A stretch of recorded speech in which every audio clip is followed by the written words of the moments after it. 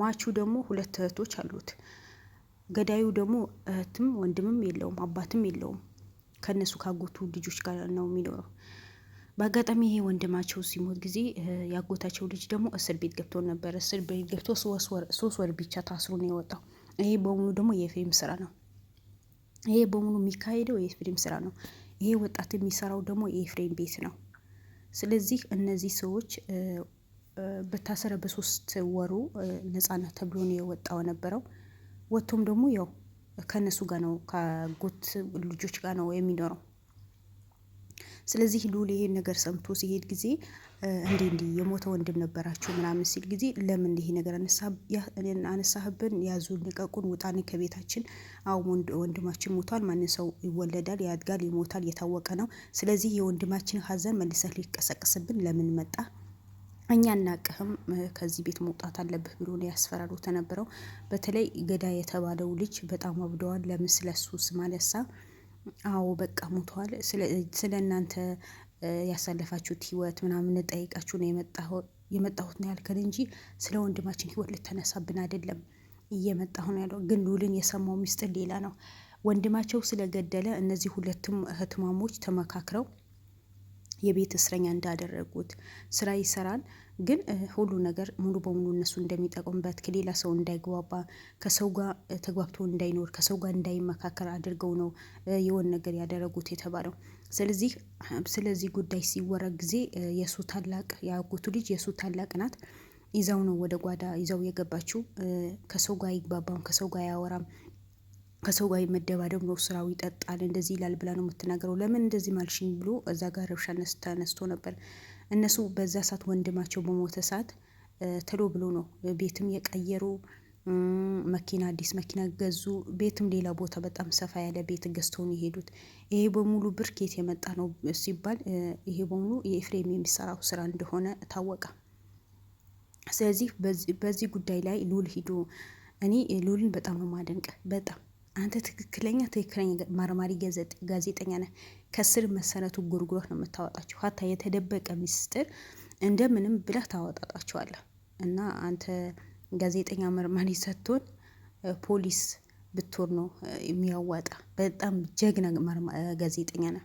ከስር መሰረቱ እያንዳንዱ ነው መርምረህ የምታወጣቸው። ብዙ ነገር የካዱህ ነገር ነበር፣ ግን እያንዳንዱ ፈርፍረህ ነው ያወጣኸው። አልሙሂም እንዴት የትኛውን ሴት ልጅ ናት የትኛው ቤተሰብ ወንድሙ ከገደለበት ሰው አንድ ላይ ተመስራጡ አንድ ላይ ተስማምቶ በአንድ ቤት የሚኖረው? ማንን፣ እንዴት፣ በምን ሁኔታ እንዲነገር ሊደረግ ይችላል? ስለዚህ እነዚህ 2 ሴቶች እሺ እሱ እንዳለው እኔ ለፍቼ ደክሜ ወንድ ነኝ ተራርጬ ተሸክሜ እቺ ታናሽ እህቴ ነው አሳደኳት፣ አስተማርኳት፣ 12ኛ ክፍል ተምራ ውጤት አልመጣላትም። አሁን የራሷ ሌላ ስራ ጀምራለች።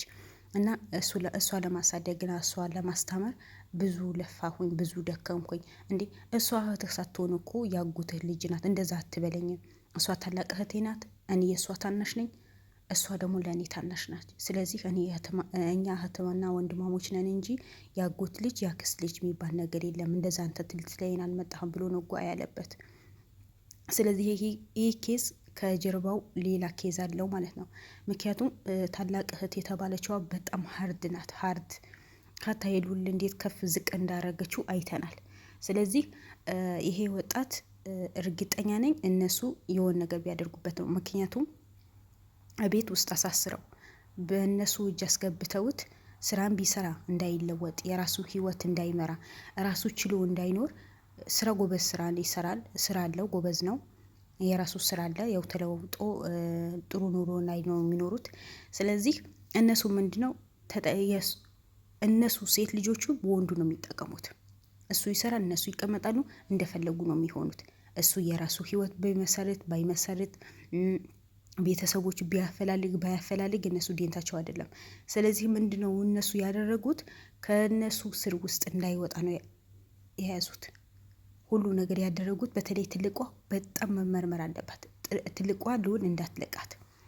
ለዚህ ሁሉ ነገር ጣምዛዥና የዚህ ሁሉ ስራ የምትሰራው እሷ ሳትሆን አትቀርም። በእርግጥ ተመካክረው ነው። ትንሿም ቀስ ብላ ታወራለች እንጂ እሷም ኃይለኛ ናት። ግን ቢሆንም ዋና የነገሩ ጠምዛር ትልቋ ልትሆን ትችላለች። ትልቋ በደንብ መመርመር አለባቸው። እንዴት በዚህ ልክ ገና ነገና ሳይነኩት ይጮኋል እንዴ? ገና ነገን የሆነው ነገር ሲወራ ጊዜ ኡኡ ብሎ ነው የሚጮኸው የሚቆጣው። ሲጠየቁ ጊዜ እነሱ ግን እንዲህ ነው የሚያደርገው። በቃ የወንድሙ ሀዘን የወንድሙ ኬዝ እንደዚህ ያደርገዋል። አሁን ልክ አይደለም፣ ይጠጣል፣ እንደዚህ ያደርጋል። አንቺ የሆነ ነገር አድርገሽበታል እንጂ በጤናው በዚህ ልክ አይጮህም። ለነገሩ ውድሽን በሙሉ ይወጣል እኮ። ሀታ የቢቻው ላውራው እስኪ ምን እንደሆነ ልጠይቀው። እኔ ዶክተሮች አሉኝ፣ የአይምሮ ጭንቀት ከሆነ የሚያማክሩ ጥሩ ጥሩ ሰዎች አሉ። በቃ እኔ በቻልኩት አቅም እኔ ሐኪም ቤት ልውሰደው ሲላቸው ጊዜ እኛ ሐኪም ቤት ወሰድ ነው፣ ሁሉም ቦታ ወሰድ ነው፣ ጤነኛ ነው። በቃ የወንድሙ ሀዘን ነው እንደዛ የሚያደርገው፣ አይሆንም። እድሌን ሞክር ሲላቸው ጊዜ አይሆንም፣ ከቤት አይወጣም። እኛም ወስደነዋል፣ አሳክመነዋል፣ ከቤት መውጣት አይችልም እሱ፣ አይሆንም ብሎ ነው የተከራከሩት። እና ይሄ የሚያመለክተው ምንድን ነው? የሆነ ነገር አድርገውበታል። እንዴት ወንድማቸው በሱ እጅ ሙቶ በሱ እጅ አልፎ ሲደባደቡ ሙቶ እንዴት ነው እነሱ እንደዚህ አቅፈውት አብረውት የሚኖሩት?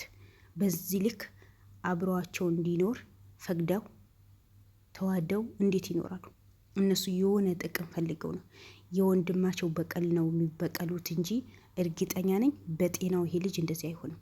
ሁለተኛ ደግሞ እብቻው ላውራው እኔ ላሳክመው ሲል ጊዜ ለምንድነው በዚህ ልክ የተከራከሩት? አይሆንም ብሎ ለምን ከለከሉት? እውነት ከልባቸው የሚወዱት ከሆነ ወጪ አልተጠየቁም፣ 5 ሳንቲም አልተጠየቁም። እኔ የራሴን ላሳክም ሲላቸው ጊዜ አይሆኑም ነው ያሉት። ማንኛውም ሰው እኔም አላደርገውም ልውልም እንዳለ እኔ አንድ ሰው እንኳን ወንድሜ የገደለብኝ ተውትና ወንድሜን የሰደበብኝ ሰው ካለ እኔ ከዛ ሰው ኑሮ አልኖርም ነው ያለው። እውነቱ ነው። ግን እነሱ ምንድን ነው ያሉት? ወንድማችን ነው በቃ ሙተዋል፣ ፈጣሪ ያመጣው ነው። ምን ማይሆን? አዎ ፈጣሪ ያመጣው ነው፣ እሱማ ይታወቃል። ፈጣሪ ይፈጥረናል፣ ወደ እሱም እንሄዳለን።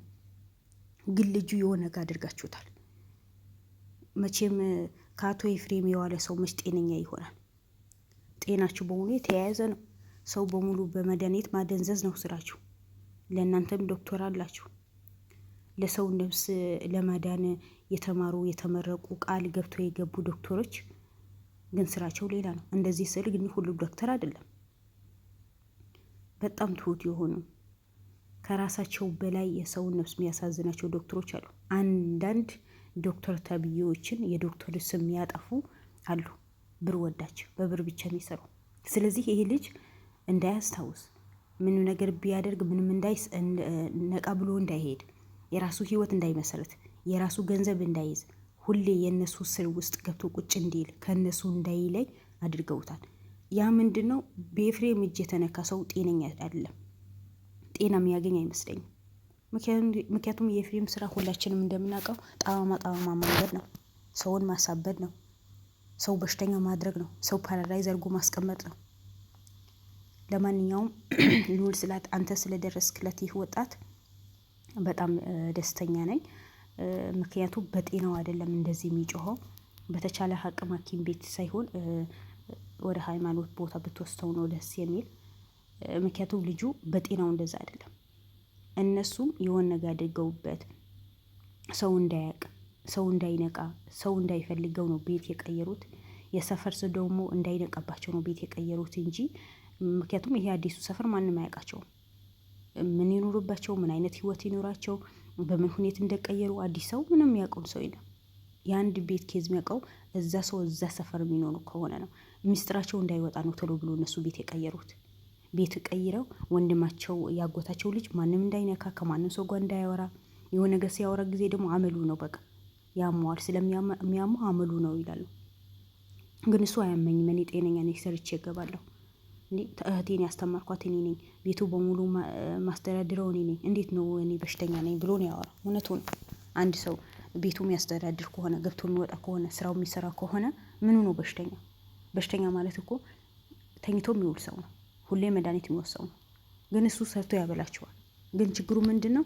እንዳይነቃ፣ የወደፊት ህይወቱን እንዳያስታውስ፣ ቤተሰቦቹ እንዳያስታውስ፣ ብር እንዳይዝ፣ ሁሌ የእናንተ እንደለፋና የእናንተ ገረድ እንዲሆን ነው ያደረጋችሁት።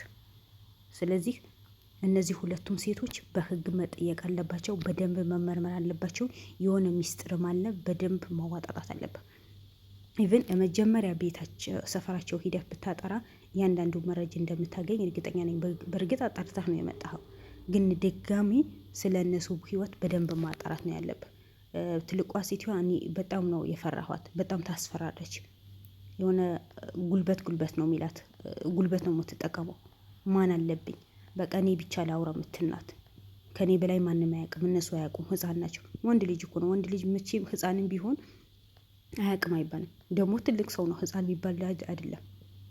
እንኳን ወጣትነት ያለፈ ነው። ስለዚህ ልጁ ብቻ እንኳንም ደረስክለት። ሚስጥራቸው ወጥቶ በአቶ ኤፍሬም ዙሪያ ያሉ ሰዎች በሙሉ ሁሌ ተዋርደው አንገታቸው ደፍተው እንደሚኖሩ እርግጠኛ ነን፣ አንጠራጠርም። ለትንሽ ጊዜ ነው። ትላንት ዋሴ ሞቶ እናንተ እንዳለቀሳችሁ በተራቸው እነሱም ያለቅሳሉ። ያንዳንዳቸው አሁንም ያለቀሱ ነው፣ ከኤልሳም ጨምሮ ማለት ነው። እናንተ ሁሌ አንገታችሁ ቀን አድርጋችሁ ነው የምትሄዱት። ፍትህ ታገኛላችሁ እንጂ ውጤታማ ትሆናለህ እንጂ ልዑል መቼም ውጤታማ ሳትሆን አትቀርም። ኤፍሬም ሁሌ በሄደበት በሙሉ ያፍራል፣ እሱም የእጁን ያገኛል። ስለዚህ ይሄ ወጣት እባክህ እንደምንም አድርገህ ማሳከም አለብህ። እነዚህ ሁለት ሴቶች የሆነ ነገር አድርገውታል። መቼም ወንድማቸው ሞቶ በሱ እጅ ሞቶ እነሱ ዝም ብሎ አይቀመጡም። 100% እርግጠኛ ነኝ። የሆነ ጥቅም ነው የሚጠቅሙበት፣ የሆነ ነገር አድርገውት እና ለማንኛውም አላህ አፊ ያድርገው። እሱም እናንተም ሁሉም አላህ ያግዛችሁ፣ በርቱ፣ ጀግኑ የኛ ጀግኖች። ባላችሁ በሰላማችሁ ይብዛልኝ።